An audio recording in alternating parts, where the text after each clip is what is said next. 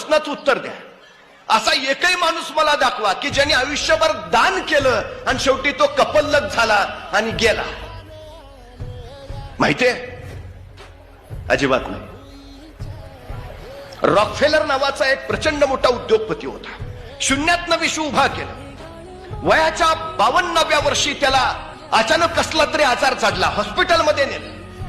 त्यावेळी त्याची संपत्ती जगात सगळ्यात जास्त होती. जगातला सगळ्यात श्रीमंत रॉकफेलर. डॉक्टरांनी सांगितलं तुम्ही आता फार काळ जगत नाही. 52व्या वर्षी डॉक्टरांनी सांगितलं की जास्तीत जास्त 6 महिने राहिलेत तुमचे. त्या दिवशी रॉकफेलर घरी आला. स्वतःच्या मुलाबाळांना जवळ बोलावलं. रॉकफेलर फाउंडेशन नावाची संस्था स्थापन केली आणि 6 महिने राहिलेत.